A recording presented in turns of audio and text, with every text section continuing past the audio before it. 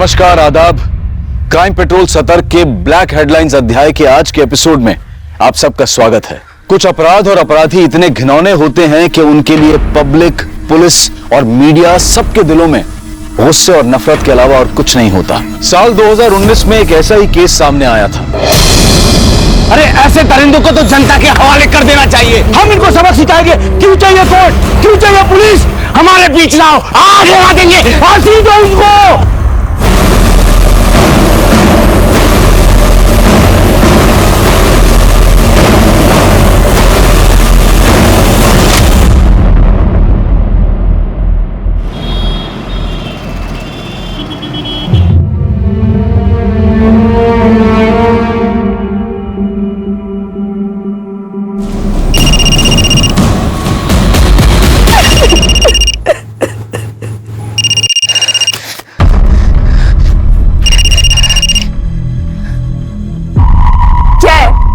Phone कर रहा है बार बार मुझे? क्या चाहिए तुझे मुझसे? मुझ में बचा ही किया है। वर्तिका मेरी बात तो सुन। क्या सुनूं मैं? तू इस गिल्ट में मत रह। मेरे किसी कर्मों का फल मिल रहा होगा मुझे। बहुत घिन आ रही है मुझे अपने आप से। मुझे नहीं रहना जिंदा। वर्तिका प्लीज, तू है ना कोई भी उल्टा सीधा कदम मत उठाना। मेरी बात मान, हम लोग पुलिस के पास चलते हैं। क्यों तू बार बार एक ही बात बोल रहा है?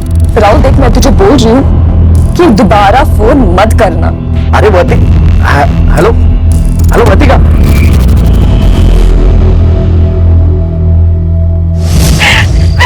अरे वर्तिका क्या कर रही हो? कोई देख लेगा। अच्छा, बाबू को बहुत डर लग रहा है ना? डरता वरता नहीं है तेरा बाबू किसी से।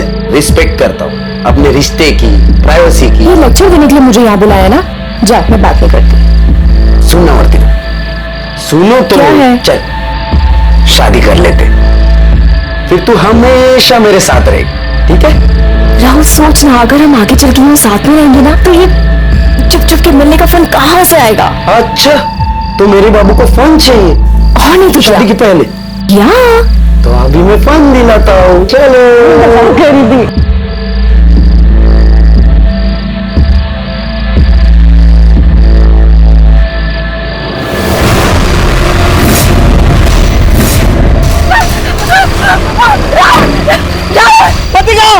वर्तिका छोड़ो उसे। कौन हो तुम लोग? वर्तिका, वर्तिका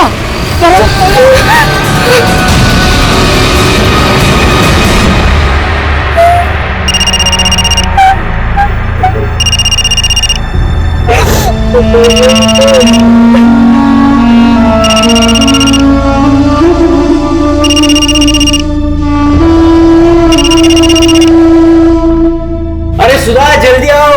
ये लो गरम गरम पूरन पोली। हाँ, वाह वाह, थैंक यू। पूरा इधर लो। हाँ, ये सारी तुम। राहुल, तू भी आ। इतना परेशान क्यों लग रहा है? कुछ नहीं मम्मी, बस वो आ रहा हूँ। उसे अपनी गर्लफ्रेंड से फुर्सत मिलेगी तो आएगा ना वो। गणपत कब से पीछे पड़ा हुआ था कि तुम लोगों को मेरे हाथ की पूरन पोली खानी है, इसलिए बना दी। मम्मी, आप इतना अच्छा खाना बनाती हो ना, सोच रहा हूँ आपको किडनैप करके घर ही लेके जाऊँ। बदमाश। भाई, तुझे जब भी खाना हो ना तो यहाँ चले आना। मेरी बीवी मुझे बहुत प्यारी है। क्या गणपत कितना लकी है तुम जैसे दोस्त पाए उसने, और हम कितने लकी हैं कि गणपत जैसा बेटा मिला हमको।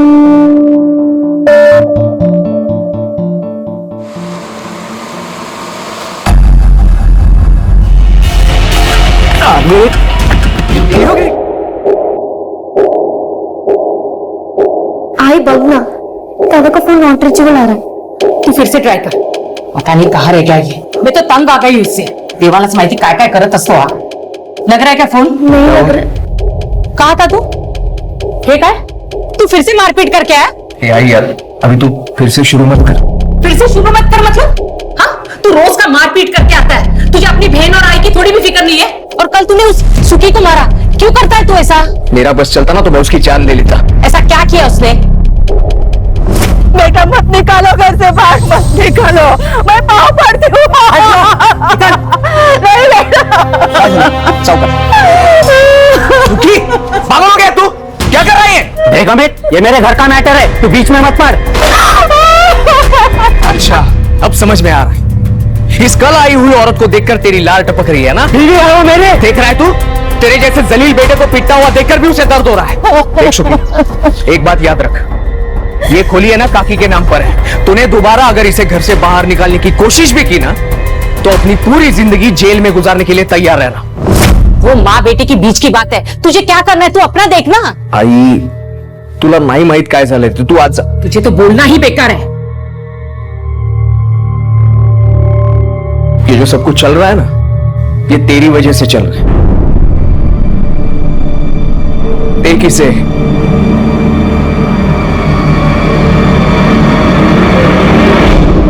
ये केस एक गैंग रेप का नहीं था, बल्कि ये केस सीरियल गैंग रेप्स का था।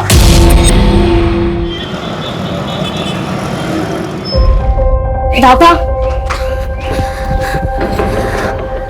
दादा, वो वीडियो डिलीट कर दिया है।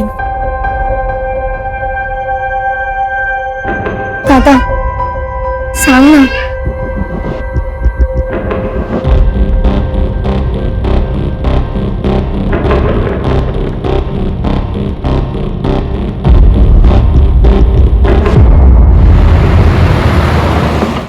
अच्छा सुधा, चल मैं निकलता हूँ। अरे रुक रुको, फाइल रह गई। हाँ मामा, हाँ। अब टिफिन लेकर क्यों नहीं जाते? रोज लंच के लिए इतनी दूर आते हो। अरे इसी बहाने तेरी मामी से मिल भी लेता हूँ। रोमांस है? तू भी ना। अच्छा चलो जाओ। अरे हाँ हाँ, चलता हूँ चलता हूँ।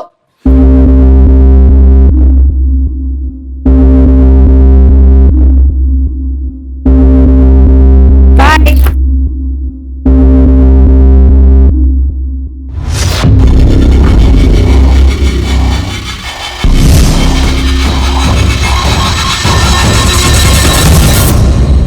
मामी रहने दीजिए, मैं धो लूंगा मेरे कपड़े।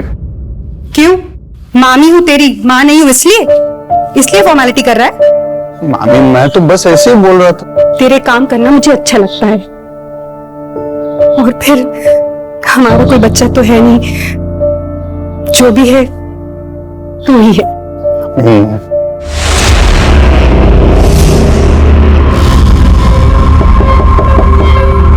मैं देखता हूँ।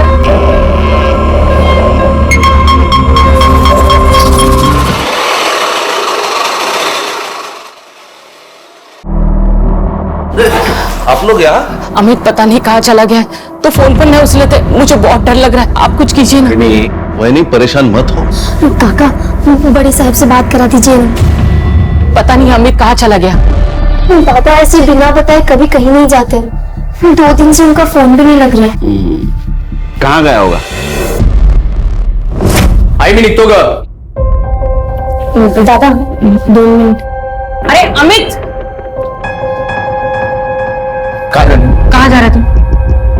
अगर दुकान से आते हो। रुक, मैं चाय लाती हूँ तेरे लिए। नहीं मॉम, मुझे चाय नहीं चाहिए, मुझे लेट हो रहा है। अरे अभी बाजारात पण बघितलं, वो दुकान पे गया ही नहीं, दुकान बंद पड़ी थी। किस चीज की दुकान है? पान पट्टी की दुकान है साहब। कुछ बात हुई थी उसके साथ? गुस्सा होकर तो नहीं गया घर से बाहर? सर वैसे तो कोई बात नहीं हुई थी। किसी के साथ लड़ाई? लड़ाई तो ना जाने कितने लोगों के साथ करता रहता है।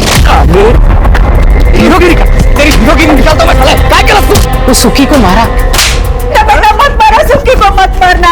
और वो सुजाता का पति उससे मारपीट कर रहा था, उससे भी लड़ाई की उसने, और कहा कि पुलिस में दे दूंगा। पति पत्नी के बीच की बात है, इसमें उसका क्या लेना देना? घरेलू हिंसा ये पति पत्नी का आपसी मामला नहीं है, वो अपराध है।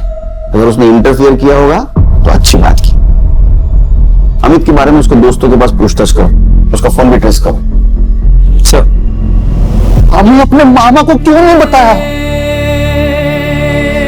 अब रोइए मत, आप चलिए मेरे साथ पुलिस स्टेशन। चलिए हम पुलिस को सब कुछ बता देंगे। वो कहीं जो भी है ना, पुलिस उनको जानबूझ से भी ढूंढ निकाली। अब चलिए। ठीक है, अगर आप नहीं आ रहे हो ना, तो मैं जा रहा हूँ पुलिस स्टेशन। पुलिस के पास मत जाना। क्यों मामी? 2 कौड़ी की भी इज्जत नहीं रहेगी मेरी। उनके पास मेरी वीडियो है, वो वायरल कर देंगे।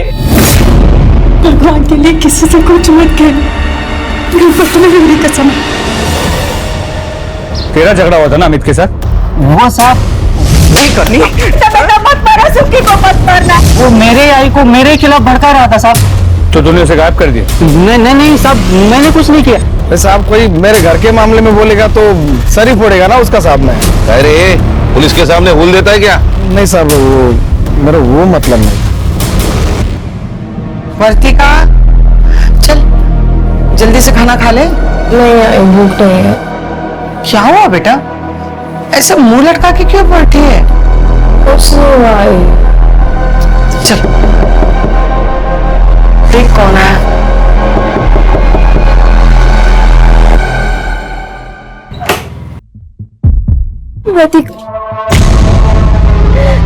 दादा को कुछ पता नहीं चल रहा, पता नहीं दादा कहाँ चले गए।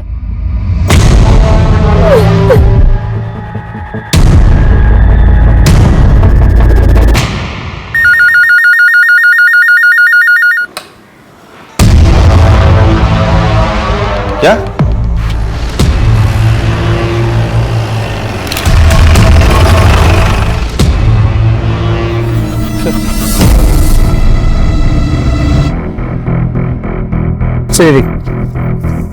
ब्लड ट्रेल है, लगता है मर्डर यहाँ पे किया गया। फिर बॉडी को घसीट के वहां ले गए और जला दिया। आसपास के पुलिस स्टेशन में पूछताछ करो, कोई मिसिंग कंप्लेंट है क्या? अच्छा, आप लोगों को जरूर कोई गलतफहमी हुई, ये मेरा अमित नहीं है। डेड बॉडी के पास हमें ये 2 मोबाइल मिले। ये वाला मोबाइल तो भाई वाले मोबाइल जैसा, और दूसरा?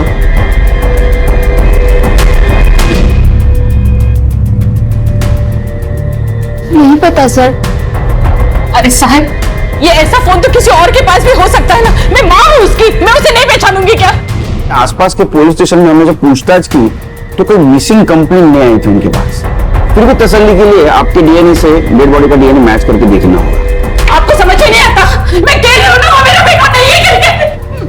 मेरा अमित नहीं मर सकता, वो मुझे छोड़ के नहीं जा सकता।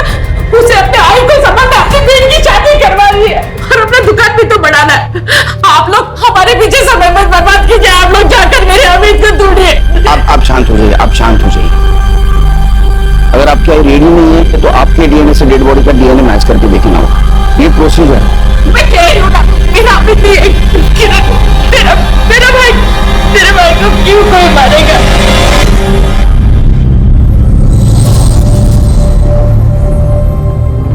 कब मिलेगी?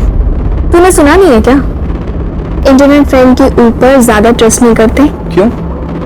तुझे भरोसा नहीं है क्या मुझ पे? ऐसा कुछ नहीं है, मतलब इंटरनेट पर सब कितना गंद मचा रहे हैं। अच्छा, औरों में और मुझ में कोई फर्क नहीं है क्या?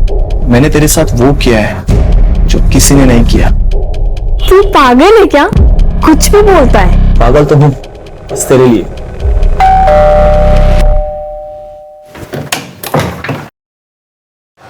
मैम आपका पिज्जा। किसने मंगवाया? नीरू जी ने मंगवाया था। मैं पैसा लेके आती हूँ। नहीं, पेमेंट हो चुका है। ठीक है।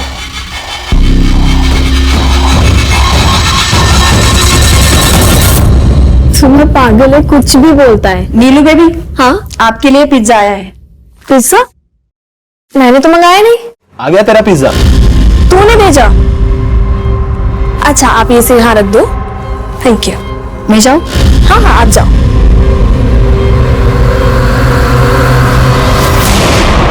एकदम बेस्ट है। तुझे कैसे पता मुझे ये पिज्जा पसंद है? हाँ, मैं जानता हूँ तुझे पिज्जा बहुत अच्छा लगता है। एक बात तो है, तुझ में हिम्मत तो बहुत है। इतनी हिम्मत है कि पिज्जा की जगह पे वहां खुद आ सकता हूँ। तू तो रहने ही दे। सर, अमित की पोस्टमार्टम रिपोर्ट आ गई। उसकी पीठ पे चाकू जैसे किसी तेज चीज से वार किया गया था। बॉडी 75% जल चुकी थी। और सर उसकी मौत का वक्त 13 अप्रैल को दोपहर 2 से 6 के बीच का। और सर अमित के कॉल रिकॉर्ड्स, वैसे तो सभी जनरल कॉल्स, लेकिन मरने के 2 दिन पहले से वो एक नंबर पर रेगुलर बात कर रहा था। इनफैक्ट मरने से पहले आखिरी बार उसने उसी नंबर से बात की थी। किसका नंबर है? सर, इनकी बेटी वर्तिका का।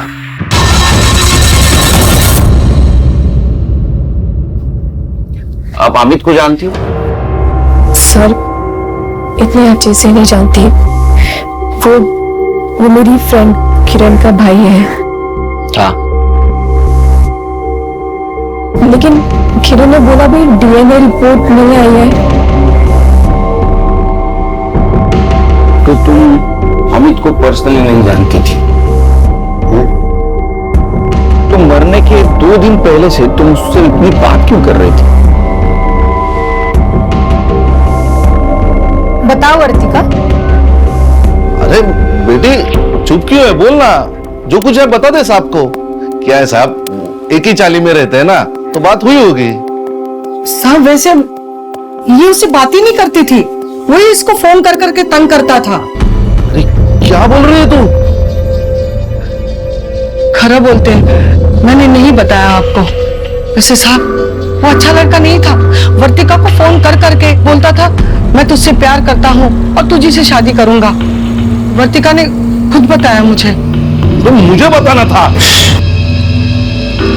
मैं आपको बताने ही वाली थी, लेकिन उसका फोन आना ही बंद हो गया था, इसलिए मैं भी चुप होके बैठ गई। लेकिन साहब मुझे उसके आई और बहन के लिए बहुत बुरा लग रहा है। अमित के लिए कोई दुख नहीं है, क्योंकि साहब उसे शर्म आनी चाहिए थी। उसकी जवान बहन है और मेरी बेटी को परेशान कर रहा था वो। अच्छा सुन, मंडे को मैं कॉलेज आऊंगी तो तुझसे मिलने आऊंगी, ठीक है? तूने फिर से कुछ भेजा है क्या? तो जाके खुद देख लो।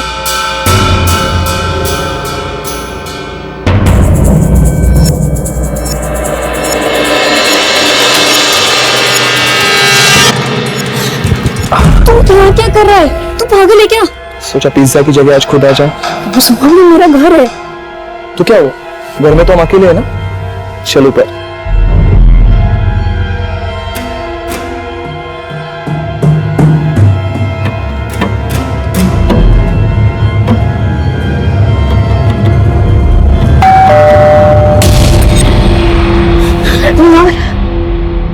इस वक्त कौन आ सकता है?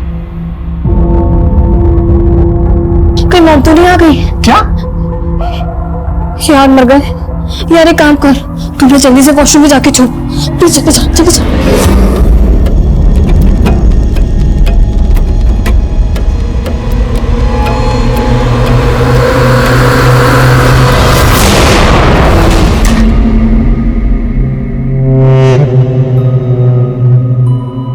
नीलू चल पुलिस स्टेशन। नहीं, उनके पास मेरे बिना कपड़ों वाले वीडियो से मेरे माँ बाप को पता चलेगा कि तू भी यहाँ तो नीलू मैं प्यार करता हूँ ना तुमसे। हाँ मैं बात कर लूंगा ना तुम्हारे माँ बाप से।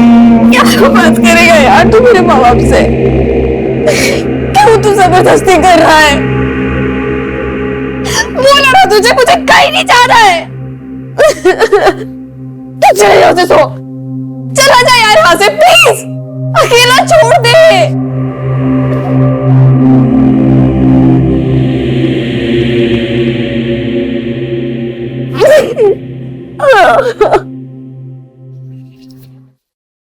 सर, जो लाश मिली थी उसकी डीएनए रिपोर्ट आ गई। अमित की है।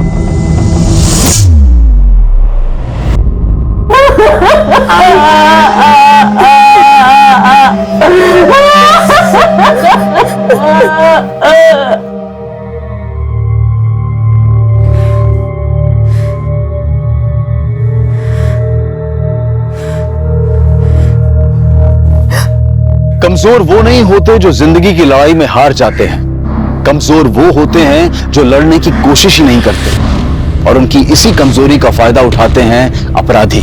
इतनी लड़कियों के साथ रेप हुआ लेकिन कोई भी अपनी तरफ से पुलिस के सामने नहीं आई। सबको यही डर था कि अगर उनके वीडियोस वायरल हो जाएंगे तो बदनामी होगी, लेकिन वो ये भूल गई कि ऐसा करके वो अपनी पहचान नहीं बल्कि उन अपराधियों को बचा रही थी और उन्हें और बेखौफ बना रही थी। लेकिन जुर्म को चाहे कोई कितना भी क्यों ना छुपाए, वो सामने आ ही जाता है। अमित के केस की तहकीकात में पुलिस के हाथ कुछ बड़े खुलासे लगने वाले थे। सर,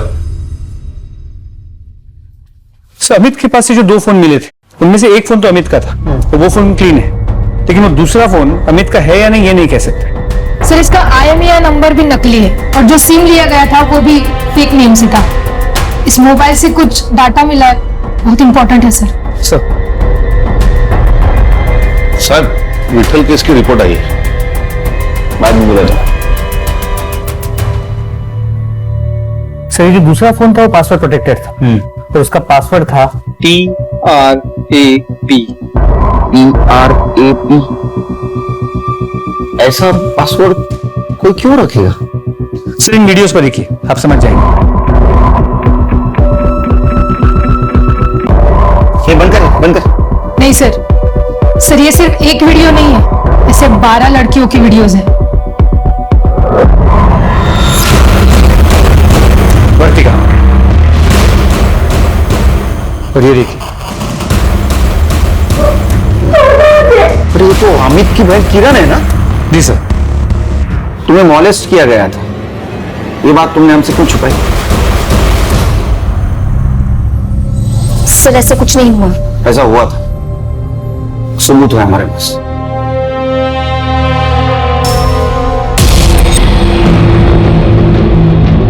मुझे इस वीडियो के बारे में नहीं बात करना है सर। तो कम से कम ये तो बता सकते हो कि ये वीडियो तुम्हारे भाई के पास से जो फोन मिला उसमें कैसे है?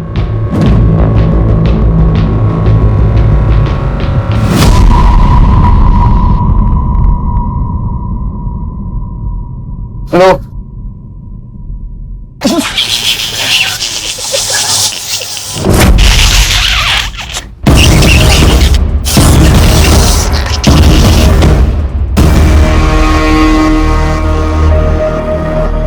मामी कुछ नहीं, ये लोग ऐसे ही मस्ती करते रहते हैं हमेशा। मस्ती करने की तो उम्र है ना मामी। अरे किरण तो कुछ बोलने को तैयार ही नहीं। अगर किरण नहीं बोल रही तो वर्तिका से बात करनी होगी। वर्तिका, साहब आ रहे तुझसे मिलने।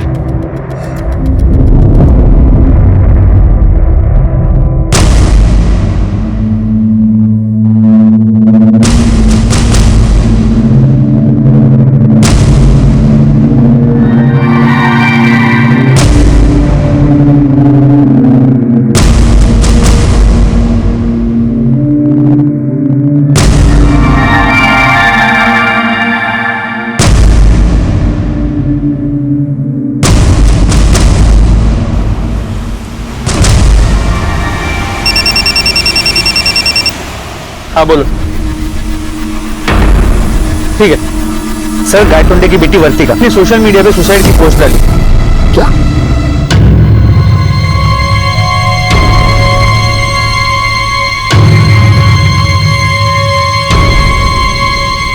गायतोंडेला फोन करत रहा। टेस्ट करके मुझे 2 दिन लगेगा सारे रीडिंग की टेस्ट करके एनालिसिस करने के लिए।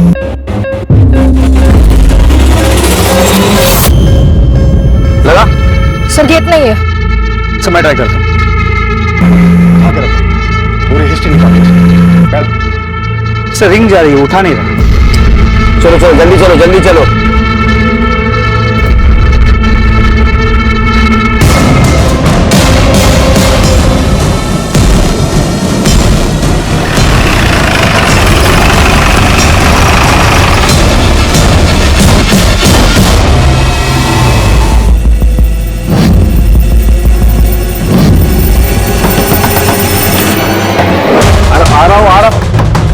वर्तिका कहाँ है? क्या हुआ साहब? वर्तिका कहाँ है? घर में उसका कमरा कहाँ है? हाँ कमरा वहाँ पे है, लेकिन हुआ क्या साहब? साहब बोलो तो ना, साहब बोलो ना।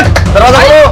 क्या हुआ सर? वर्तिका दरवाजा खोलो। साहब सब मेरे पास चाबी है। जल्दी लेके, जल्दी लेके।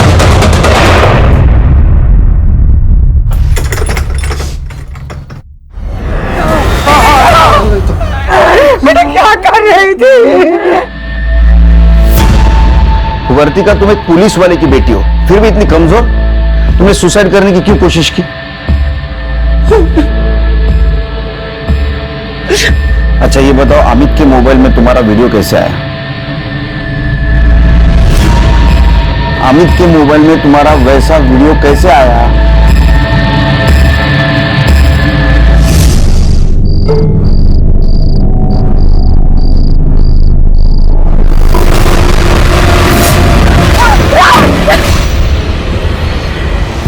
मैं नहीं बोल सकती तुझसे। देख वर्तिका, मिलना तो तुझे पड़ेगा ही, क्योंकि तेरी एक चीज इस मोबाइल में है। अमित ने मेरा रेप किया था।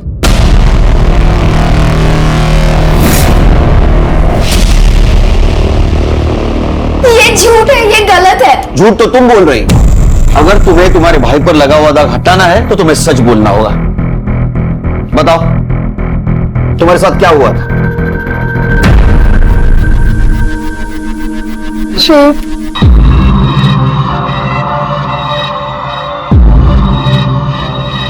लो लो, मैंने दादा को सब कुछ सच बता दिया था। दादा को तो कुणाल पहले से ही पसंद नहीं था। दादा और कुणाल के बीच में लड़ाई भी हो गई थी। मोबाइल निकाल, मोबाइल निकाल, निकल दो, निकल दो, मोबाइल दे। और दादा फिर उसका मोबाइल लेकर आए थे। उन्होंने उसमें मुझे मेरी वीडियो भी दिखाई। सर, उसमें वृतिका का भी वीडियो था। वृतिका राहुल की गर्लफ्रेंड है और कुणाल और राहुल बेस्ट फ्रेंड है। दादा बार बार कह रहे थे कि ऐसे कैसे हो सकता है, दोनों की गर्लफ्रेंड्स और दोनों के साथ एक ही जैसा रेप हुआ हो। दादा बार बार कह रहे थे कि पुलिस कंप्लेंट करो। ये पहले क्यों नहीं बताई तुमने बात? सर, वो लोग मुझे ब्लैकमेल कर रहे थे और कह रहे थे कि वो वीडियो वायरल कर देंगे। कितने लोग थे? 3 लोग थे। मैं वहां राहुल के साथ गई थी और तुमने हमसे झूठ क्यों बोला? क्योंकि अमित बार बार कह रहा था कि राहुल उन लड़कों के साथ मिला हुआ है। अब भी तेरे पास उसका फोन है ना, प्लीज वीडियो डिलीट कर दे। कम से कम अब तो चैन से जी पाऊंगी मैं। वर्तिका, अरे हम इसे डिलीट नहीं कर सकते, यही तो सबूत है। अभी इसी वक्त तू मेरे साथ पुलिस स्टेशन चल और पुलिस को सब कुछ बता दे। चल। तू पागल हो गया है? तुझे पता है ना मेरे पापा पुलिस में, सब लोग हंसेंगे पापा पर, मुझ पर। और तू बता, अगर उन लोगों के पास इस वीडियो की कॉपी हुई तो अमित, अगर ये वीडियो उन्होंने इंटरनेट पे वायरल कर दी ना, तो मेरे पास मरने के अलावा कोई ऑप्शन नहीं बचेगा। देख, तेरे साथ जो कुछ भी हुआ है वो बहुत गलत हुआ है, और अगर इसके बावजूद हम लोग चुप बैठेंगे तो जो लोग गलत कर रहे हैं उनका साहस बढ़ेगा। अरे आज तू उनका शिकार हुई है, कल को कोई और मासूम बनेगी। देख, मुझे ना तेरे लेक्चर नहीं सुनने हैं। अमित, जो मेरे साथ हुआ है ना, तू कभी इमेजिन भी नहीं कर सकता। प्लीज ये वीडियो डिलीट कर दे। कभी नहीं। अमित, अमित, राहुल नहीं ऐसे कर सकता, मुझसे प्यार करता है। अच्छा, तो राहुल को बचाने के लिए तुमने अमित पर आरोप लगा दिया। ये वीडियो में ऐसा दिख रहा है कि ये 3 जगह देख रहे हैं। मतलब 3 रेपिस्ट्स हैं। सर, हर केस में एक बॉयफ्रेंड भी तो है। मुझे लगता है ये सीरियल रेपिस्ट है जो गर्लफ्रेंड बॉयफ्रेंड को टारगेट कर रहा है, या तो ये सब मिले हुए हैं।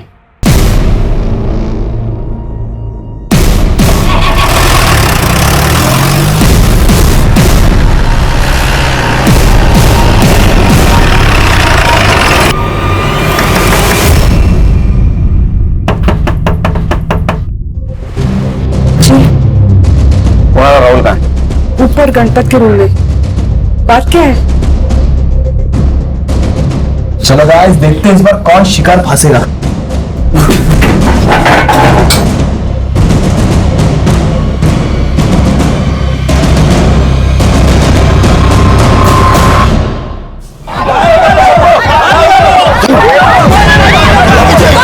अरे जूतों से मार मार के मार डालो उनको। अरे पानी है या पानी है? एनकाउंटर कर देंगे।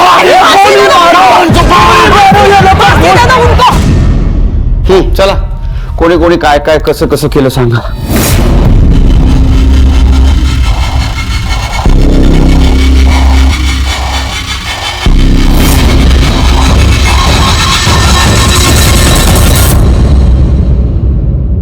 हमें कुछ पता नहीं सर। हाँ सर, हमने कुछ नहीं किया सर। ए शाने, तुम लोगों ने जो वीडियो बनाया ना, वहां पे तुम चारों का लोकेशन दिखा रहा है मोबाइल का। सर पता नहीं आप ये क्या कह रहे हैं सर, होंगे हम, उसमें कौन सी बड़ी बात है। डायलॉग मत मारा जाता, समझा ना? वो अमित को पता चला इसलिए तुमने अमित को मार दिया ना? सर ये क्या बोले सर आप? तो तुम लोगों ने कुछ नहीं किया? नहीं, कुछ नहीं किया सर। मोबाइल निकालो। मोबाइल करे?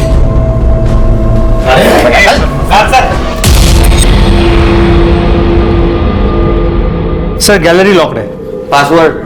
सर आप ऐसा नहीं कर सकते सर, आप बिना सबूत के हमारे मोबाइल चेक नहीं कर सकते। हाँ सर। अगर सबूत मिला ना मुझे तो पहले इतना धोऊंगा ना तेरे को। PRAP टाइप करा।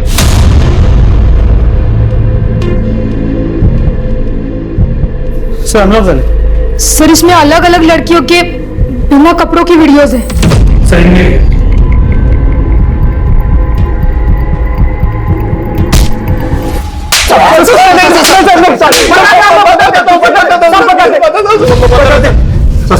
अरे बोल ना। हमने आज तक 25 लड़कियों के साथ ये सब किया है। मतलब आप मारो मत, सच बता रहे सब। मतलब हम में से कोई एक ऑनलाइन फ्रेंडशिप कर रहा था लड़की के साथ, और उस लड़की के साथ फिजिकल रिलेशन बन जाने के बाद मर्डर हम लोगों ने नहीं किया सर। आई शुड इन्होंने जिन जिन लड़कियों पे रेप किया है ना सबका एड्रेस लो और वीडियो चेक करो। सर, अब तक 25 लड़कियां गैंगरेप का शिकार हो चुकी थी, लेकिन किसी ने भी आवाज नहीं उठाई थी। लेकिन पुलिस उन चारों रेपिस्ट के खिलाफ मजबूत केस बनाने के लिए सभी लड़कियों से पूछताछ कर रही थी। सर कोई भी लड़की सामने आने को तैयार नहीं है। कोई आए या ना आए, किरण के बयान पर हम इन्हें कोर्ट में जरूर पेश करेंगे। अपराधियों की गिरफ्तारी के साथ सीरियल गैंगरेप की जानकारी मीडिया को भी मिल गई, और मीडिया में यह बात आते ही मीडिया और जनता का प्रेशर भी पुलिस पर बढ़ रहा था।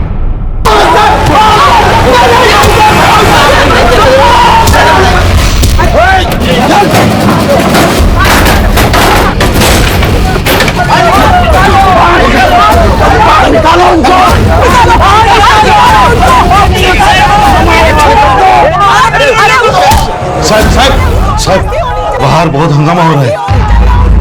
तो मेरा दिल तो कर रहा है इन कमीनों को सच में भीड़ के हवाले कर। नहीं सुनीता, पुलिस का काम है कानून की हिफाजत कर, कानून को हाथ में लेना नहीं। लेकिन सर इन्हें कोर्ट कैसे लेकर जाएंगे? कुछ भी हो 24 घंटे के अंदर इनको कोर्ट में पेश करने पड़े। अरे ऐसे दरिंदों को तो जनता के हवाले कर देना चाहिए। हम इनको सबक सिखाएंगे। क्यों चाहिए कोर्ट, क्यों चाहिए पुलिस? हमारे बीच लाओ, आग लगा देंगे, फांसी दो उनको।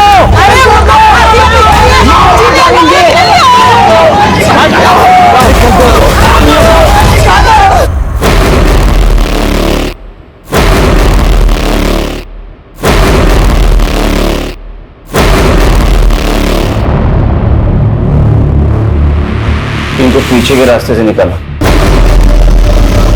एक तरफ बलात्कार का शर्मनाक केस था और दूसरी तरफ अमित के खून की गुत्थी थी। अमित को आखिर किसने मारा था? क्या अमित का खून इन लोगों ने ही किया था या फिर उसके खून में किसी और का हाथ था? इन्वेस्टिगेशन के दौरान इन लड़कों ने 24 लड़कियों का नाम बताया, लेकिन 25वीं लड़की का नाम बताने को ये चारों तैयार ही नहीं थे। पुलिस ने एक बार फिर से उनके मोबाइल को अच्छी तरह से खंगाला और उन्हें वो 25वां वीडियो मिला, उनकी 25वीं शिकार।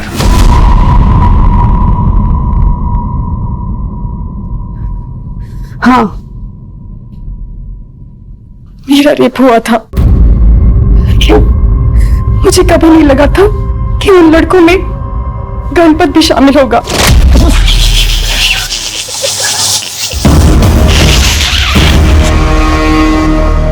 मामी कुछ नहीं, ये लोग ऐसे ही मस्ती करते रहते हैं हमेशा। मस्ती करने की तो उम्र है ना मामी।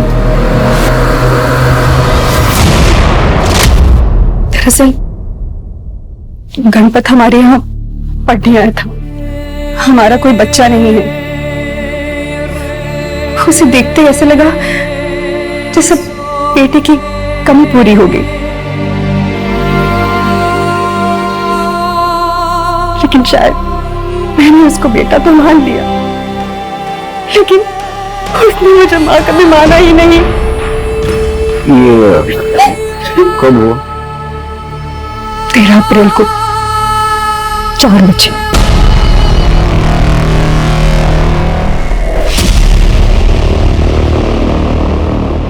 तेरह तारीख को शाम 4 बजे अगर मामी का रेप हुआ था तो इसका मतलब इन्होंने अमित को नहीं मारा, क्योंकि अमित का मर्डर भी इसी दिन इसी वक्त हुआ था और उसकी लाश शहर के बाहर मिली थी। अगर इन लोगों ने मर्डर नहीं किया तो फिर कौन हो सकता है? ये अमित वर्तिका और किरण को फोर्स कर रहा था ना पुलिस में जाने के लिए, और दोनों मना कर रही थी। हो सकता है इन दोनों में से किसी ने अमित को मारा हो। एक काम करो, इन दोनों के घर का सीसीटीवी फुटेज कलेक्ट करो 13 तारीख का, और मोबाइल लोकेशन भी। सर, सुमन के साथ बात करके पुलिस को ना सिर्फ उसके साथ हुई हैवानियत के बारे में पता चला, बल्कि अमित के खूनी के बारे में भी क्लू मिला। सर, दोनों घर के बाहर की सीसीटीवी फुटेज आ गई। लगाओ।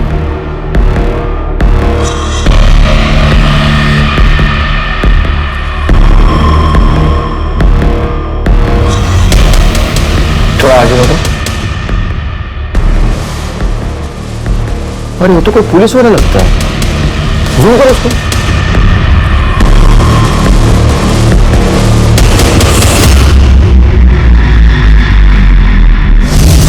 सर कैसी बातें कर रहे हैं आप? एक तो उस घटिया इंसान ने मेरे लड़की की जिंदगी बर्बाद कर दी, और आपको लगता है कि हमने मारा अमित को?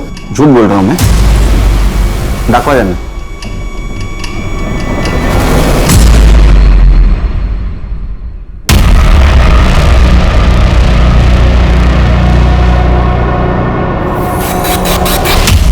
मैंने मारा। अरे क्या बोल रही है तू? मैंने मार दिया उसे। क्या करते साहब, वो मेरी बेटी के पीछे पड़ा हुआ था, मेरे घर तक पहुंच गया था। अगर अब भी तुमने मेरी बात नहीं मानी ना, तो मैं ये वीडियो वायरल कर दूंगा।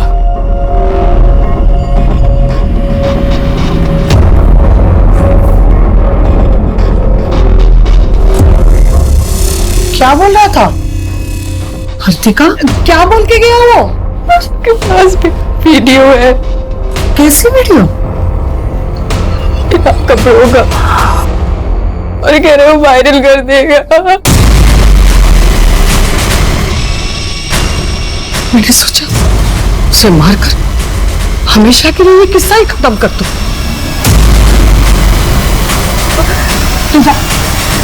जाता मैंने उसे वर्तिका के फोन से फोन किया और शहर के बाहर सुनसान जगह बुलाया। मैंने उसे मार डाला मैंने उसे। साहब, मुझे लगता मैंने कुछ गलत नहीं किया। बहुत गलत किया आपने। अमित एक अच्छा लड़का था, वो सबके बारे में अच्छा सोचता था।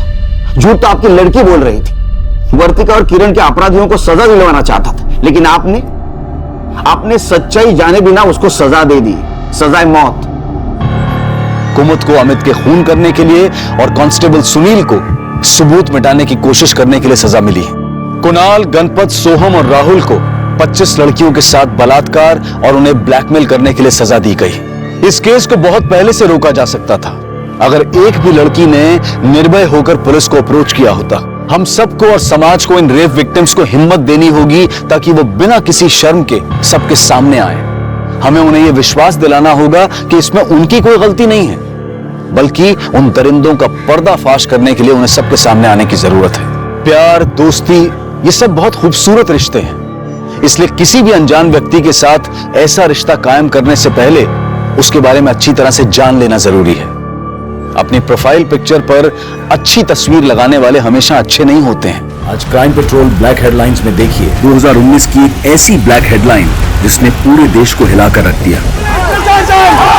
पुलिस वालों काम करो!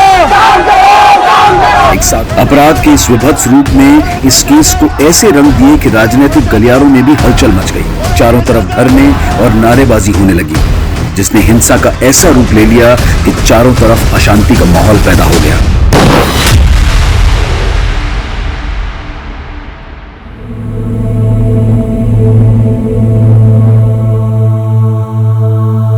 माँ, अरे ये सब हटाओ, देखो मैं तुम्हारे लिए क्या लेकर आया।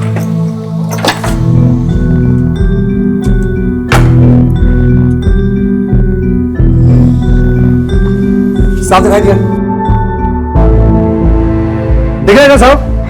साफ दिखाई दिया? एकदम साफ दिख रहा है। माँ, एक्टिंग बारी सुंदर ही लगती हो, क्या हीरोइन लग रही है माँ। पर ये तो महंगा दिख रहा है, इतना महंगा चश्मा क्यों लाया तू?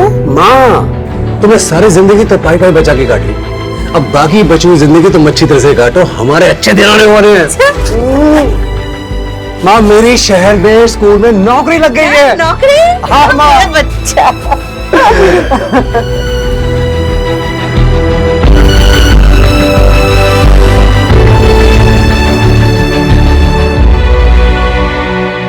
अरे माँ, मैं यहाँ खुश हूँ, तुम्हें इतनी चिंता क्यों करती है? तू इतना दूर रहता है, चिंता तो होती है ना। काश तू इस बार काली पूजा में गांव आ पाता तो। अरे माँ, भाईना कैसे आते? भाभी इतना लंबा सफर थोड़ी ना कर सकती है इस वक्त। हाँ मेरी माँ, जानती हूँ। और तपन बहू कहाँ है? और पुतुल भी दिखाई नहीं दे रहा है। अरे माँ, पुतुल तो पूजा करने के साथ ही बाहर चला गया है। आपको तो पता है, उसको रोकना बड़ा मुश्किल काम है।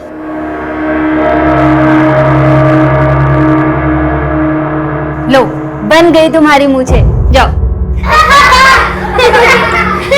मुझे नहीं बना दानव वानव। बेटा, दानव तो लड़कों को ही बनना पड़ता है, और आप तो महादानव शुंभ हो। आपको डरना नहीं है, डराना है, गुस्से से ललकारना है। ओ कालिका, तुम में अगर शक्ति है तो मुझसे युद्ध करो, ऐसे। और आपको काली बन के प्रतुल यानी महादानव से युद्ध करके उसे मार गिराना है। नहीं नहीं मैडम, मैं नहीं मारूंगा, और इस इकरा से तो बिल्कुल नहीं। मैं काली हूँ और तू दानव, मरना तो पड़ेगा। नहीं, मैं मारूंगा तुझे। मम्मी, पहले ये दानव की मूछें निकाल दो, वरना वो आके मुझे मार देगी।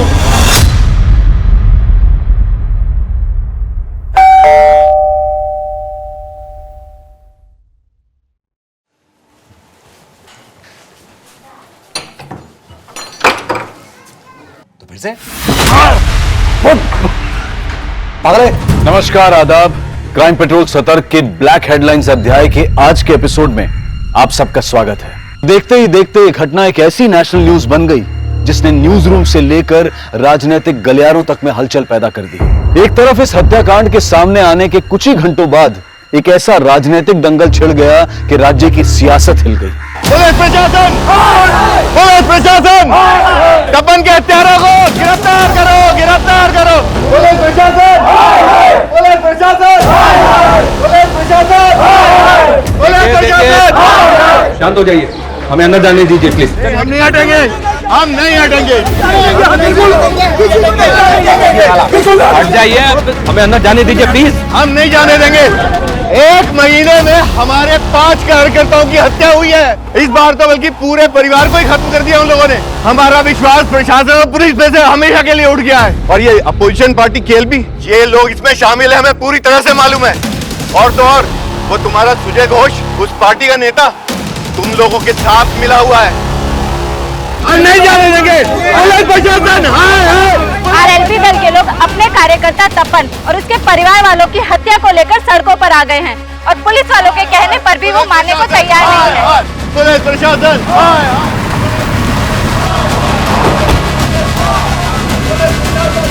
जैन सर, इनको कंट्रोल करना बहुत मुश्किल हो रहा है सर। क्राइम सीन पे भी नहीं जाने दे रहे। इनमें कोई तपन की फैमिली वाला भी है? नहीं सर, उसकी माँ और बहन गांव में रहते हैं, अभी तक पहुंचे नहीं है।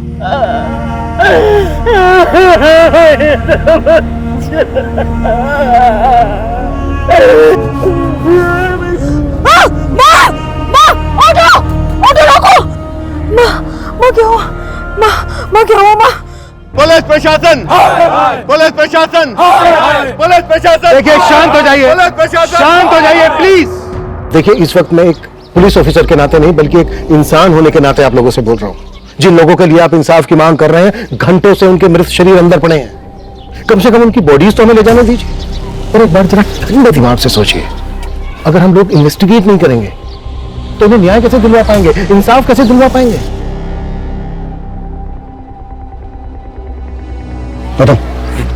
चलिए हटिए।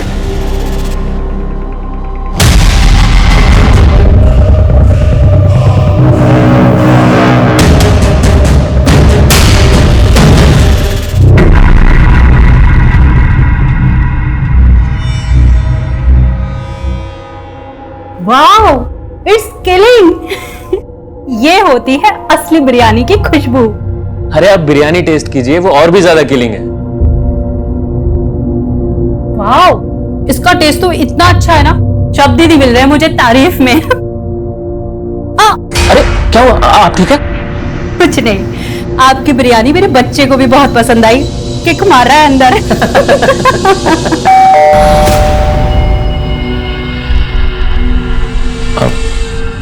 मैं देखता हूँ। हाँ।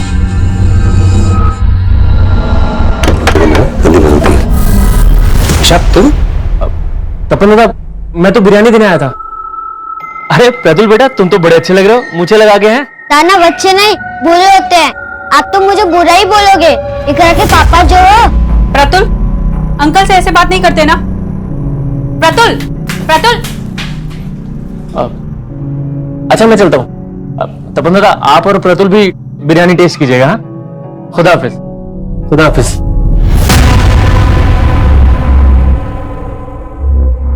कहाँ जा रहे हो? पुलिस के सामने अपना मुंह खोला ना तो मेरा और अपनी बेटी का मरा मुंह देखोगे।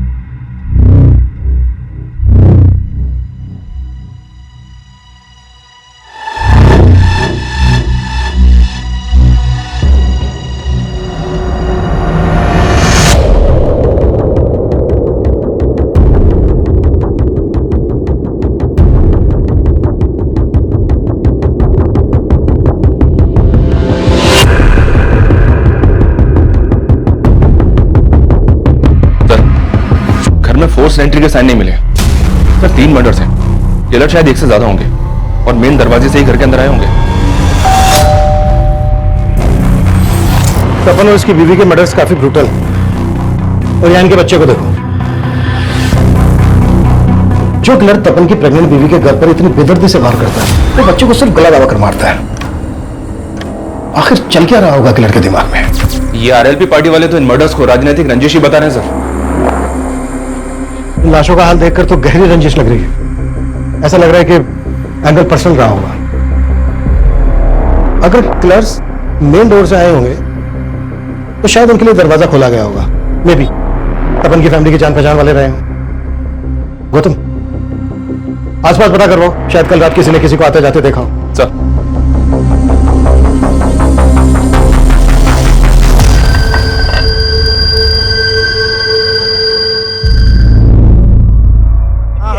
क्या शोर मचा रहे हो? क्या प्रॉब्लम है? साहब मेरे दीदी जीजाजी है साहब। जाओ। तुम तपन के साले? हाँ साहब, सुबह टीवी में ये सब देखा। आप महीनों से मिला नहीं हूँ। कल बस दीदी से बात हुई थी। हाँ दीदी, काली पूजा की बहुत बहुत बधाई आपको। अरे पोल्टू, तुमको भी बधाई हो। तुम खुश तो हो? अरे मैं तो डबल खुश हूँ। दूसरी बार मामा बनने वाला हूँ ना।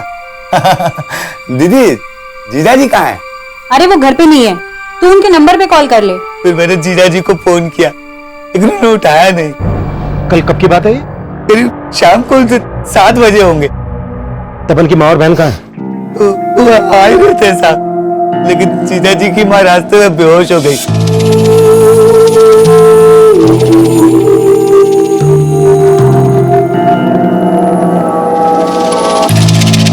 कल रात आपने किसको तपन के घर पे आते जाते हुए देखा था? हमने नहीं देखा साहब। सर, इनका कोई भी पड़ोसी खुल के सामने नहीं आ रहा। समझ में नहीं आ रहा कि कोई कुछ जानता भी या नहीं। ये इस पॉलिटिकल हंगामे का असर है। शायद सब डरे हैं। शहर इनके द्वारा डराए गए। खत्म। अपने ऐसी खबरें एक्टिव करो जिनकी पहुंच जड़ों तक हो। मुझे तपन और उसकी फैमिली से रिलेटेड एक इन्फॉर्मेशन चाहिए। जी सर। चाहिए। सर, आपको क्या लगता है इन हत्याओं के पीछे किसका हाथ है? सर,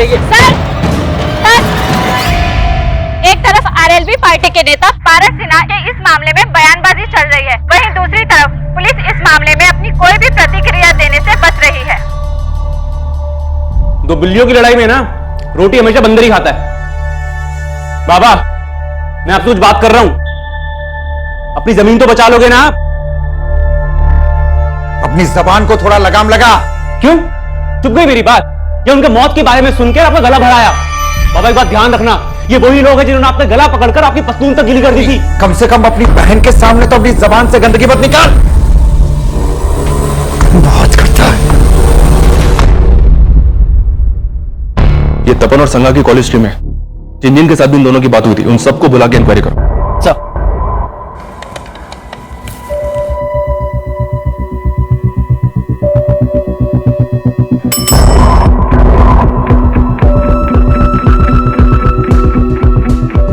तपन को क्यों कॉल किया था?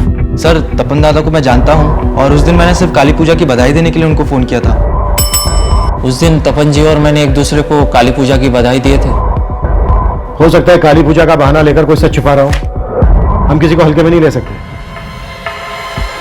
तपन और संगा के कॉलिकोस में जितने लोग भी हैं उनको इन्वेस्टिगेट करो। तुमने बताया कि पतलू वाले दिन तपन की माँ की भी तपन से बातें हुई थी।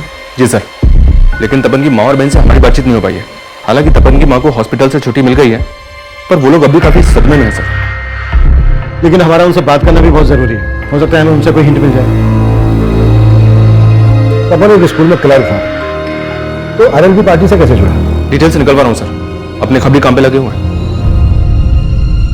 एक तरफ तपन के परिवार की हत्या को लेकर सियासी तूतू में बढ़ रही थी, और वहीं दूसरी तरफ पुलिस को लग रहा था कि तपन उस राजनीतिक दल का कार्यकर्ता ही नहीं था जिस दल के कुछ लोग इस सारे मुद्दे को इतना तूल दे रहे थे। हत्यारे को फांसी दो, फांसी दो, हत्यारे को फांसी दो, फांसी दो। हमारी पूरी हमदर्दी है उस परिवार के साथ, लेकिन आरएलबी पार्टी की यह गलत रवैया इस राज्य का माहौल खराब कर रहा है। तो क्या राजनीतिक षड्यंत्र की आड़ लेकर इन हत्याओं के असल मकसद को दबाया जा रहा था? और अगर ऐसा था तो वो असल मकसद क्या था? केस इतना बड़ा हो गया था कि तपन के परिवार को जानने वाले अड़ोसी पड़ोसी भी खुलकर गवाही नहीं दे रहे थे, लेकिन उन्हें भरोसे में लेने की कोशिश पुलिस लगातार कर रही थी, लेकिन कोई सामने नहीं आ रहा था। और पुलिस जल्द ही तपन की मां और बहन से भी मिली। सर उस दिन भाईना और भाभी से बात हुई थी। अरे माँ, मैं यहाँ खुश हूँ, तू मेरी इतनी चिंता क्यों करती है? तो इतना दूर रहता है, चिंता तो होती है ना। भाभी से बात कराइए ना।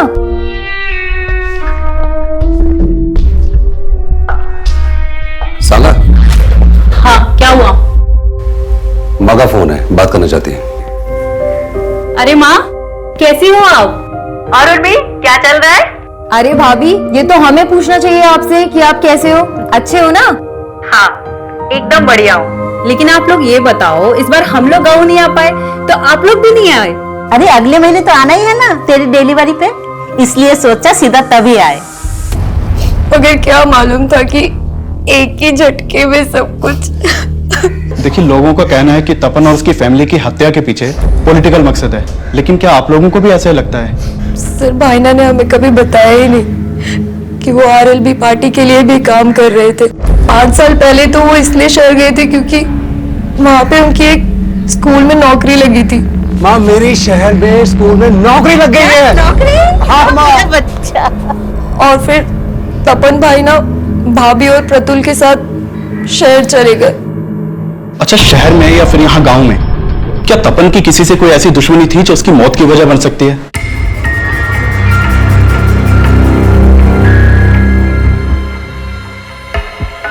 सर, तपन के घर से जो सामान मिला था उसमें डायरी भी थी, इस पे तपन की बीवी का नाम लिखा हुआ है, उसी की होगी। हाँ, देखी थी ये डायरी मैंने। क्या लिखा है इसमें? सर, डायरी को देखकर ऐसा लग रहा है जैसे वो इसे रोज लिखती होगी। इसमें काफी कुछ ऐसा जो किसी अफेयर की तरफ इशारा करता है। अफेयर? जी सर।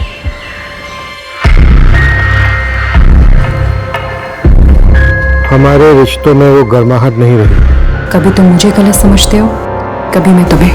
साला, हाँ क्या हुआ? माँ का फोन है, बात करना चाहती है। अरे माँ, कैसी हो आप?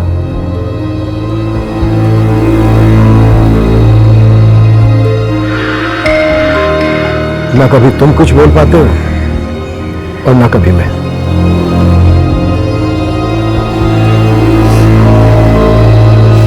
हमारा सिर्फ एक ही दुश्मन है और वो है तपन का बाप। उसने मुझे सालों पहले ही छोड़ के दूसरी शादी कर ली। मैंने बच्चों को किसी तरह बड़ा किया, इसलिए तपन बचपन से ही अपने बाप से नाराज था। जब वो पढ़ लिख गया तो उसने अपने हक के लिए उन पे केस कर दिया और इससे उनकी दूसरी बीवी का बेटा और भी तिल मिला गया। मेरे बाप का जो भी है ना वो मेरा है। तेरा बेटा तेरे पति से नहीं मुझसे पंगे ले रहा है। समझा देना उसको कि केस वापस ले ले, वरना उसका वो हाल करूंगा कि कहीं मुंह दिखाने लायक नहीं रहेगा वो। क्या लगा रहे हैं?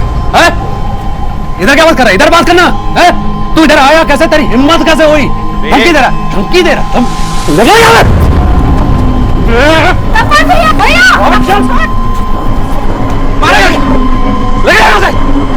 और तुम्हारा केस ना कोर्ट में जाएगा, वो फैसला करेगा तुम्हारा। तुमने मेरी माँ को जो भी परेशानी दी है ना, सबकी कीमत चुकानी पड़ेगी। लगे ना, देखूंगा तेरे को मैं।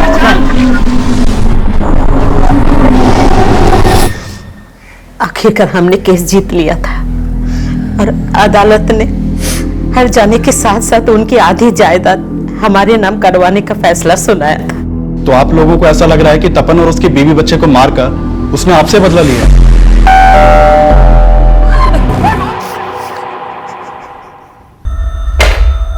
ये डायरी पढ़ने के बाद तो यही लगता है कि तपन और संध्या की जिंदगी में सब कुछ ठीक नहीं होगा। और अगर इसकी वजह अफेयर है तो किसका अफेयर? क्या उसके आने से हमारे फासले बढ़ गए या फासलों की वजह से कोई हमारे दरमियान आया? तपन और संध्या की जिंदगी में अगर कोई तीसरा था तो वो किससे ताल्लुक रखता था, तपन से या संध्या से? ये क्लियर नहीं है। उन दोनों के कॉल रिकॉर्ड से भी कोई हिंट्री मिला है कि अगर उन दोनों में से किसी का अफेयर होगा तो किससे होगा? इनमें से जिसका भी अफेयर था उसका परिणाम इतना घातक कैसे हो गया कि पूरे परिवार को इतनी बेदर्दी से मार डाला गया? इस पोस्टमार्टम रिपोर्ट के मुताबिक तपन के शरीर पर 13 बार हुए, संध्या के शरीर पर 16 बार थे और उनके बेटे को सिर्फ गला दबा के मार डाला। काफी अटपटा है ये। इस केस में जो भी एंगल सामने उभर कर आए हमें उन सब पर काम करना होगा। क्या पता कब कौन सा एंगल वजह बनकर सामने आ जाए। जी सर। हाँ मानिक बोलो। सर एक नया एंगल सामने आया है और ये तपन के पिता से जुड़ा हुआ है। तपन के पिता? अरेंदु साहब, सब तो बोल रहे हैं कि उनको केएलबी पार्टी वालों ने मार दिया और आप हम पर चेक कर रहे हैं। आरएलबी पार्टी वाले सही बोल रहे थे। आप लोग केएलबी पार्टी वालों को बचाने के लिए हमें फंसाओगे। चुप, बिल्कुल चुप। बहुत ज्यादा बोलता है ना तू। अभी अगर सच नहीं बोला ना तूने तो यही धुलाई होगी तेरी। साहब जब कुछ किया ही नहीं तो आपकी धुलाई के डर के मैं कोई झूठ को नहीं स्वीकारूंगा। साहब माना कि पहले भूल हो गई थी, लेकिन कोर्ट के आदेश के अनुसार मैंने अपना आधा हिस्सा दे दिया था उन्हें। पर वो तपन पूरी जमीन हड़पना चाहता था। पूरी जमीन? हाँ साहब, पूरी जमीन। जमीन बिकी नहीं थी, आधा हिस्सा उनका था। तपन ने लाखों की कीमत पर वो जमीन बटाई पर दे दी और सारा पैसा खुद हजम कर गया। 20 साल पहले छोड़ा था ना आपने हमें, और 20 साल से अकेले के खा रहे, तो अगले 20 साल हमारे, फिर बेच के कर लेंगे हिस्सा। ऐसा मत बोल। अरे बेटी भी आनी है मुझे। तो मुझे भी अपनी बहन भी आनी है। साहब उसने पाई पाई को तरसा दिया था, पर हम कोर्ट नहीं गए, ये सोच के कि मिलजुल के रास्ता निकाल लेंगे। और जब रास्ता नहीं निकला तो खत्म कर दिया उसने? नहीं साहब, वो तो शहर में थे और जब ये कांड हुआ तो मैं और मेरा बेटा तो गांव में थे। तो किसे भेजा था उसको मारने के लिए? साहब हमने किसी को मारने के लिए सुपारी नहीं दी साहब, पर मेरे बाप ने क्या किया मुझे नहीं मालूम। साहब मैं मानता हूं कि लखन गर्म दिमाग का है, पर उसने क्या किया ये मुझे नहीं मालूम। ऐसा नहीं बोलेगा सर। अरे साहब, अपोजिशन पार्टी केएलबी, ये लोग इसमें शामिल है, हमें पूरी तरह से मालूम है। वहीं पुलिस को तपन से जुड़े ऐसे कई पर्सनल एंगल मिल रहे थे जो इन हत्याओं की वजह बन सकते थे, और इन्वेस्टिगेशन का ये दोहरा मापदंड पुलिस की चुनौतियां और भी ज्यादा बढ़ा रहा था। तक दोनों बाप बेटे कुछ नहीं उगल रहे हैं। इन्होंने खुद मारा है, सुपारी दी है, सब पता करता हूँ। मर्डर्स इतने ब्रूटल थे, किसी ना किसी पड़ोसी ने कुछ ना कुछ देखा सुना तो जरूर होगा। क्या अभी भी कोई कुछ नहीं बोल रहा है? जी नहीं सर, लेकिन अभी माहौल को शांत हुआ है, फिर से ट्राई करते। तपन का बाप बोल रहा था कि तपन सारी जमीन की बटाई के पैसे खुद रख लेता था। तपन यहाँ एक स्कूल में क्लर्क था, पार्ट टाइम इन्वेस्टमेंट स्कीम बेचता था। इतने भर से 5 साल के अंदर शहर में उसने अपना घर बना लिया। गांव की जमीन जायदाद वैसी की वैसी। कहीं उधारी का मामला तो नहीं है? कम इन सर, कम। सर तपन के स्कूल में पूछताछ की तो कुछ बातें पता चली है। सर उसके स्कूल में एक टीचर है मिताली, जो तपन के बेटे को ट्यूशन भी पढ़ाती थी। और सर इस मिताली का तपन के घर पर काफी आना जाना था। और सर लोगों से पता चला है कि इस मिताली और तपन में काफी अच्छी बातचीत थी। रहती कहाँ है मिताली? सर ये मकदीर नगर में कहीं किराए के मकान में रहती है। जिस अफेयर के एंगल को हम ढूंढ रहे हैं, कहीं वो मिताली और तपन से तो नहीं जुड़ा है? इस एंगल को लेकर हमें तपन की माँ, बहन और संगा के भाई से बात करनी चाहिए। गौतम, तुम मिताली से मिलो और तुम इन सबसे बात करो। ये कैसी बात कर रहे हैं साहब? तपन और संगा के बीच कोई तनाव नहीं था। हो सकता है कि ऐसा कुछ हो लेकिन आपको पता ना चला हो। अच्छा, आपको कुछ अंदाजा है कि उनके बीच कुछ? नहीं सर, मुझे कभी ऐसा लगा ही नहीं कि उनके बीच में कोई तीसरा भी होगा। जीजा जी का कुछ ऐसा होता तो दीदी मुझसे छिपाती नहीं। ये भी तो हो सकता है कि तुम्हारी दीदी का कोई पास्ट हो। क्या उनका किसी के साथ कुछ? नहीं सर, ऐसा कुछ नहीं था।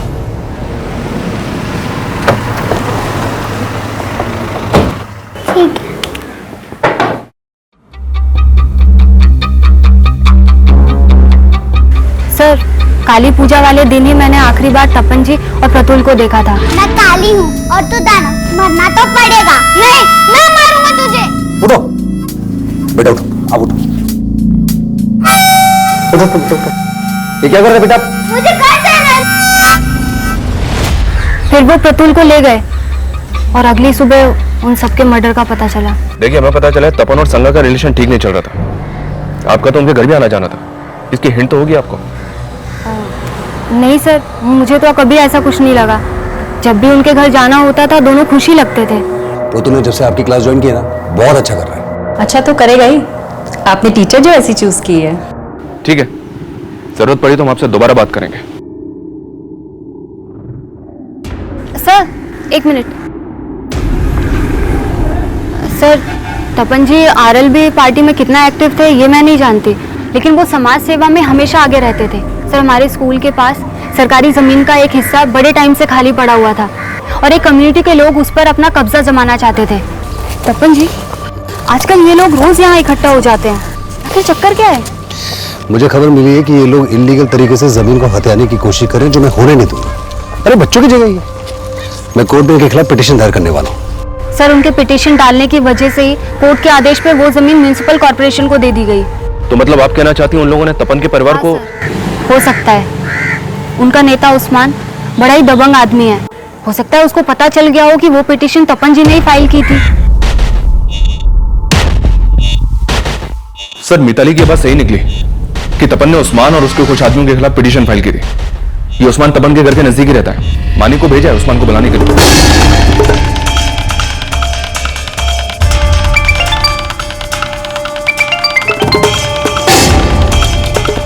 हाँ मानिक। सर उस्मान के घर पे 1 हफ्ते से ताला लगा है और उसका नंबर भी बांधा रहा है। सर उस्मान को जानने वाले कुछ लोगों से मैंने बात की, वो भी नहीं जानते कि उस्मान है कहाँ पे। नजर रखो उन पर, वो जरूर जानते होंगे कि इस वक्त उस्मान कहाँ है और उस्मान के लिए लुकआउट नोटिस जारी कर रहा हूं। सर उस्मान के गायब होने का तो यही मतलब निकलता है कि वो इन मर्डर्स में इन्वॉल्व है।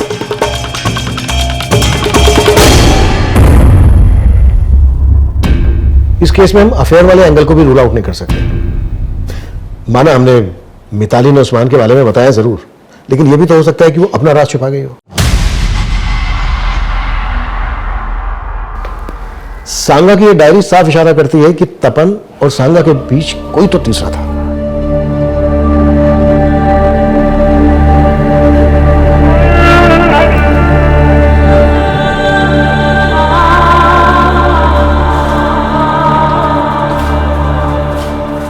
कहां भाग रही थी? जब तक लॉज का बिल नहीं भर देती ना तो यहां से नहीं भाग सकती है। मैंने कहा ना मेरे पास पैसे नहीं है, मेरी किस्मत मारी गई थी जो उसके कहने पर मैं यहाँ आके रुकी। उसने कहा था कि काली पूजा की रात वो यहाँ आ जाएगा, पर अभी तक नहीं आया।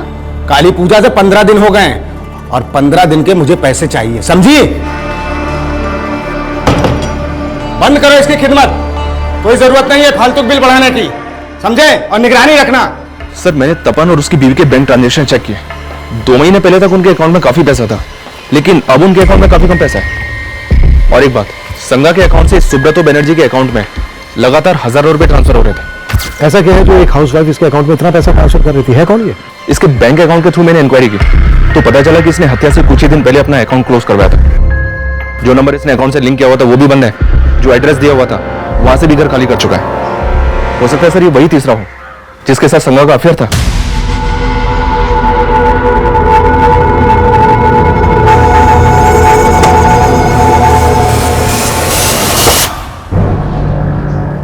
कहीं ऐसा तो नहीं है कि सुब्रतो बनर्जी संगा को किसी वजह से ब्लैकमेल कर रहा है?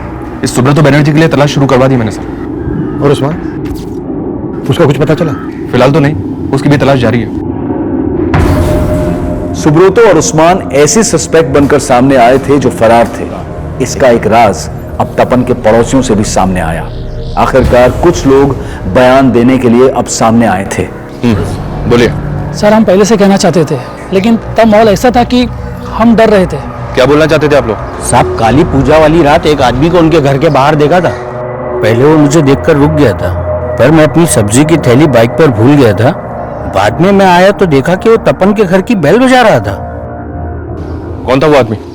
उसको पहले कभी देखा था यहाँ? साहब उस वक्त रात में तो बहुत अंधेरा था, कुछ दिखाई तो नहीं दिया, लेकिन हाँ साहब उसने व्हाइट कुर्ता पहना हुआ था। हाँ सर, मैंने भी देर रात में एक आदमी को तपन के घर से निकलते हुए देखा था, लेकिन उसने व्हाइट कुर्ता नहीं पहना हुआ था। क्या इनमें से कोई था? इतना ध्यान नहीं है साहब, काफी अंधेरा था। ये तपन परिवार के बारे में और क्या जानते हैं आप लोग? उनका किसी के साथ कोई झगड़ा? सर झगड़ा तो किसी के साथ भी नहीं था, लेकिन हाँ साहब, हमसे तो इशाक भाई जानते थे उनके बारे में। इशाक कौन? वो सामने वाला घर है साहब उनका, इशाक भाई। काफी आना जाना था उनके घर में, काफी क्लोज थे उनके परिवार से। मैं आपके पैर पड़ती हूँ, मुझे जाने नहीं दे सकते तो कम से कम मुझे मेरा फोन तो दे दीजिए। क्या करेगी फोन लेके? अरे जो तुझे यहाँ छोड़ गया उसका तो फोन बंद आ रहा है। मैं किसी और को फोन करके इंतजाम कर दूंगी। अभी तक इतने दिनों से बोल रही थी कि उसके अलावा तेरा कोई नहीं है, अब किसे करेगी फोन? चुपचाप यहीं बैठ।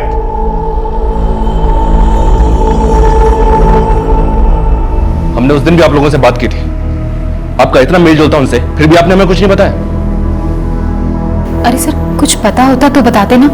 हमने कहा ना, हमने उस रात कुछ नहीं देखा। लेकिन तपन और उसकी फैमिली के बारे में तो काफी कुछ पता होगा ना? हमें पता चला है कि तपन और संगा के बीच कुछ भी ठीक नहीं चल रहा था। इसकी वजह क्या होगी? पता नहीं सर, हमने तो ऐसा कुछ नोटिस नहीं किया और हमें तो यही लग रहा था कि वो दोनों खुश ही होंगे। सर सुब्रतो के बारे में पता किया। सुब्रतो एक हिस्ट्री शीटर है और 420 के केस दर्ज है उसके नाम पे। सर सुब्रतो लोगों का पैसा पोंजी स्कीम में लगवाता था और फिर गायब हो जाता था। अलग अलग शहरों में अलग अलग नाम से कई बैंकों में अकाउंट मिला है उसका और सब काफी समय से वांटेड है। तो क्या इसने संगा के साथ भी फ्रॉड किया होगा? इस वक्त कहाँ है? ये तो नहीं पता सर, लेकिन कलिंगा पुलिस उसे काफी समय से ढूंढ रही है और उन्हें उसकी एक लीड भी मिली है।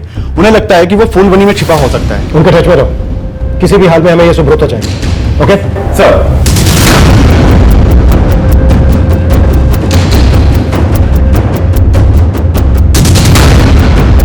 सर अगर अफेयर का एंगल है तो शायद ईशा या तबस्सुम में से भी किसी का तपन या संगा से अफेयर हो सकता है। जिन दो आदमियों को पड़ोसियों ने देखा था उनकी आइडेंटिटी पता करने पर ज्यादा जोर दो। उन लोगों ने उसे ठीक से नहीं देखा था सर, फिर भी ट्राई कर रहा हूँ स्केच बनवाने के लिए। तपन के घर के बाहर देखे गए अनजान आदमी का स्केच बनवाने की पुलिस ने कोशिश तो की, लेकिन जो स्केच बनकर सामने आया उसको पहचान देना नामुमकिन नजर आ रहा था। सर उस्मान के बारे में पता चला है। ये उस्मान इशाक की बीवी तबस्सुम का दूर का रिश्तेदार भी है।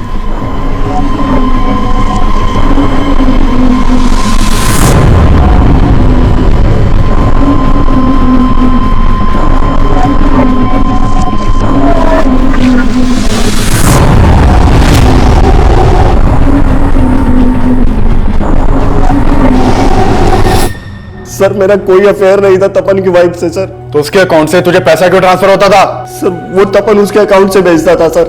सर मैं ऐसे बकरे तलाशता रहता था जो मेरे जाल में फंस जाए। मैंने उसको एक फेक स्कीम सुनाई थी और मेरे जाल में फंस गया। देखो दादा, ये ऐसा इन्वेस्टमेंट प्लान है कि राउंड अप में इंटरेस्ट मिलता है इस पे। 2 साल का स्कीम है, आपके पास जब जब पैसे हो तब तब इन्वेस्ट करते रहना। 18% ब्याज के साथ सारा पैसा वापस मिलेगा। अच्छा जी दादा, और मैं चाहता हूं कि आप इसमें इन्वेस्ट जरूर करो। लेकिन सर मेरे लालच के बाद मेरे जाल में फंस गया और मैं जितना पैसा वसूल सकता था मैंने वसूल। लेकिन सर आप मेरा विश्वास कीजिए सर, मैंने किसी को नहीं मारा सर। मैं सच बोल रहा हूं सर, मैंने किसी को नहीं मारा। तपन, उसकी बीवी संगा, उनका बेटा प्रतुल, सबसे जुड़े ऐसे कई रहस्य थे जो इस केस को लगातार उलझा रहे थे। तपन के पिता अरेंदु, उनका बेटा लखन, उस्मान, सुब्रतो, इशाक और तबस्सुम, ये सभी सस्पेक्ट थे। लेकिन इनके अलावा भी कई नाम और चेहरे थे जिनसे पुलिस का अभी तक परिचय नहीं हुआ था। और इन सब के बीच पुलिस को एक बड़ी कामयाबी मिली, उन्हें मर्डर वेपन मिला। सर थैली में ये खून से सना हुआ कुर्ता मिला है। सर इस कुर्ते में सब जगह खून लगा हुआ है। और सर कोयता मिला है, इसमें भी काफी खून लगा हुआ है। सर सारा सामान यहाँ डंप किया गया था। आइए सर। सर इस सब सामान को इस थैली के अंदर डाल के इस पत्थर के पीछे यहाँ डंप किया गया था। सर आदमी सुबह यहाँ से जा रहा था, इसने ये थैली देखी और हमें इन्फॉर्म किया। सर ये जगह तपन के घर से ज्यादा दूर नहीं है। एक विटनेस ने बताया था कि हत्या वाली रात को एक आदमी व्हाइट कुर्ते में तपन के घर के बाहर देखा गया था। ये कोयता मर्डर वेपन हो सकता है सर। उस रात एक आदमी व्हाइट कुर्ता पहनकर तपन के घर के अंदर गया, तो फिर से और जो घर से बाहर निकला उसने नीले रंग की कमीज पहनी हुई थी। हो सकता है कोई 2 नहीं बल्कि एक ही आदमी हो जो अपने साथ कपड़े लेकर गया और मर्डर करने के बाद उसने कपड़े चेंज कर लिए और फिर व्हाइट कुर्ता और कोयता लाकर इस पत्थर के पास डंप कर दिया। आसपास पता करवाओ, शायद काली पूजा की रात को उस किलर को किसी ने यहां पर यह सब डंप करते हुए देखा हो। Okay sir.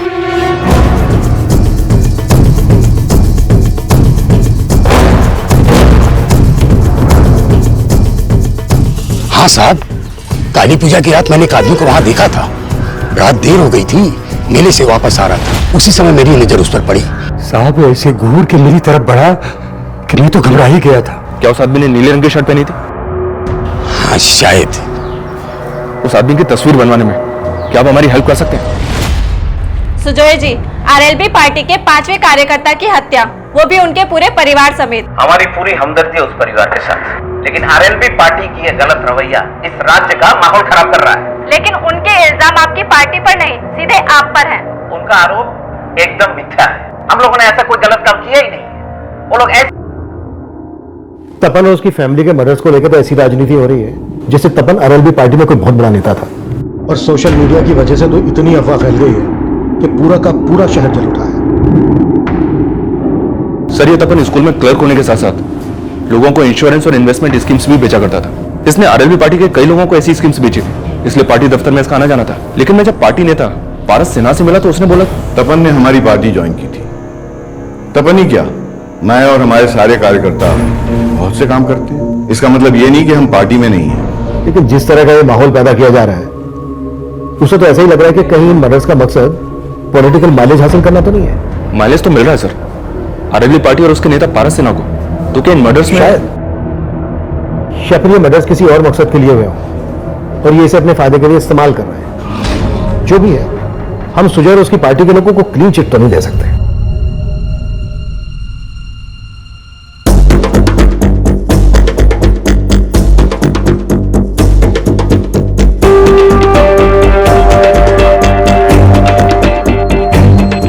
ये स्केच उन स्केचेस से अलग है जो तपन के पड़ोसी ने बनवाए थे। सर एक मिनट, सर ये आदमी कहीं देखा देखा लग रहा है। हाँ सर, इसे तो हमने पूछताछ के लिए बुलाया था।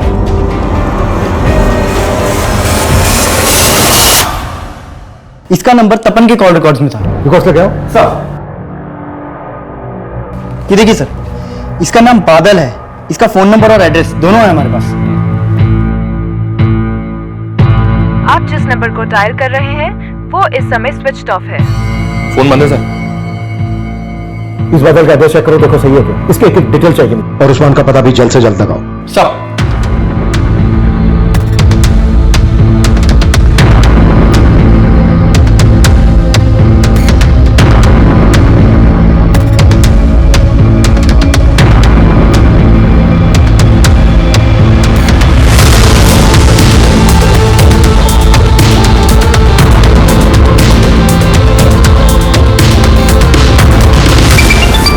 हाँ तुम बोलो।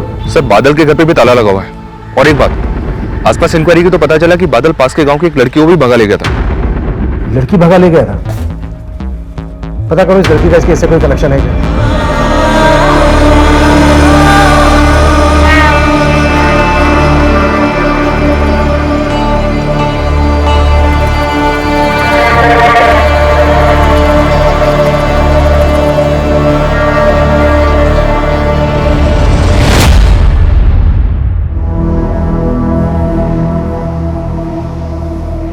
मैं खाला के यहाँ जा रही हूँ, लेकिन तुम घर से बाहर निकलने की सोचना भी मत। इकरा, जी अम्मी। तुम्हारे अब्बू घर से बाहर निकले तो फौरन मुझे फोन करना।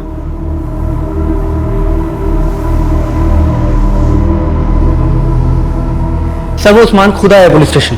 सर, मैं भागा नहीं था, मैं तो अपनी बेगम के साथ यूपी गया हुआ था और जैसे मुझे पता चला कि आप लोग मुझे ढूंढ रहे हैं मैं वापस चला आया। भागा नहीं था तो फोन बंद क्यों था तेरा?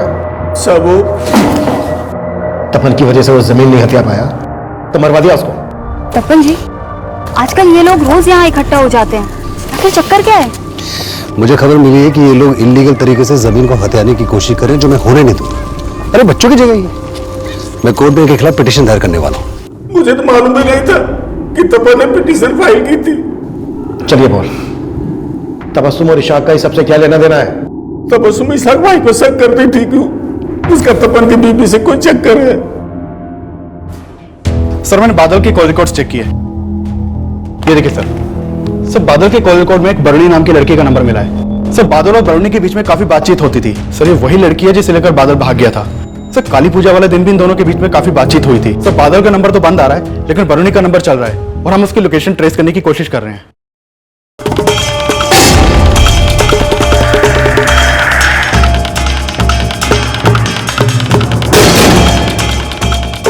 देखिए मुझे अभी से ले जाने दीजिए, मेरे पास अभी पैसे नहीं है। मैं आपको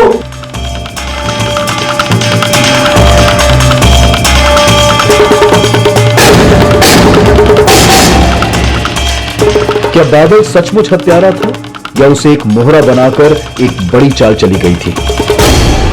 साहब मैं मानता हूं कि मेरी बीवी मुझ पे शक करती है, लेकिन साहब हमारा कोई अफेयर नहीं था। मैं उनको बोलता भाभी था लेकिन मानता बहन जैसी था साहब। लेकिन तबस्सुम तो तुझ पे शक करती थी, तो क्या उसने उस्मान को बोल के? नहीं साहब नहीं, तबस्सुम पे मुझे शक नहीं है, लेकिन हाँ उस्मान पे मुझे पूरा शक है साहब, क्योंकि वो जिस जमीन पर कब्जा करने वाला था ना, उसके बारे में तपन दादा को मैंने बताया था, जिसके बाद तपन दादा ने पिटीशन फाइल की थी। तो ये बात बताने के लिए तो पहले क्यों नहीं आया? हाँ साहब मैं तो बताने के लिए आने वाला था, लेकिन वो तबस्सुम ने रोक लिया साहब। अच्छा, पहले बोलता है कि तबस्सुम पे शक नहीं है, फिर बोलता है कि तबस्सुम उस्मान को फंसा रही है। कहीं ऐसा तो नहीं उनको फंसा के इस कांड को तू ही करके निकल गया? नहीं साहब ऐसा कुछ नहीं है साहब, मैं कसम खाता हूँ ऐसा कुछ नहीं है साहब। साहब मैं वरुणी से बहुत प्यार करता हूँ, उससे शादी करने के लिए पैसे बचा रहा था और कुछ पैसों से 2 इन्वेस्टमेंट प्लान लिए थे तपन से, जिसके लिए हर साल 24,000 देने पड़ते थे। पहले साल तो उन्होंने पैसे लेकर रसीद दे दी थी, लेकिन इस साल जब मैंने दूसरी 24,000 की किस्त दी तो उन्होंने रसीद नहीं दी, बोला बाद में दूंगा। तपन दादा आपने रसीद नहीं दिया था मेरा। अरे तुम मुझे क्या रास्ते में रसीद के लिए रोक रहे हो बार बार? तुम्हारे पैसे लेके मैं भाग रहा हूँ क्या? जब भी रसीद मांगता हमेशा टालते। कुछ दिनों के बाद मैं फिर से उनके घर पे गया।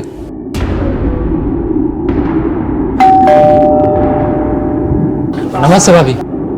तुम फिर आ गए? वो तपन जी से मिलना था मुझे। अरे कितनी बार तुमसे बोला है यहाँ मत आया करो, बार बार मुंह उठा के चले आते हो। भाभी को परेशान कर रहा है, क्यों आया तू यहाँ पर? दादा आपने बोला था आज आप मुझे रसीद दे दोगे, दे दो ना मुझे। अरे तुझे मैंने कहा है ना कि रसीद बन जाएगी तो तुझे बुला के दे दूंगा ना। आप मुझे पैसे नहीं दे रहे, रसीद नहीं दे रहे, इसका मतलब आप मुझे धोखा दे रहे। मैं धोखा दे रहा हूँ? तो कौड़ी का आदमी नगदान बताना यहाँ पर। साहब तपन और उसकी बीवी ने मुझे बहुत बेइज्जत किया था साहब। उस दिन ऐसा लगा कि वो तपन जिसने पैसा पैसा जोड़कर आज ये मकाम हासिल किया था, उसे मुझ जैसे एक छोटे से इंसान के मेहनत के पैसे की कोई कदर ही नहीं। मेरा माथा ठनक गया साहब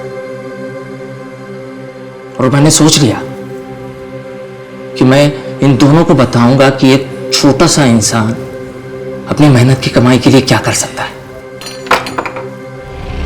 तो फिर से सिर्फ 24,000 रुपए के लिए तूने तपन और उसके पूरे परिवार को मार डाला। तपन तुझे रसीद नहीं दे रहा था ना? उसके 8 साल के बच्चे की क्या गलती थी? उस मासूम को क्यों मारा तूने? और उसके अजन्मे बच्चे को भी मार डाला, जिसने भी जन्म नहीं लिया था, कोख में था। उसकी क्या गलती थी?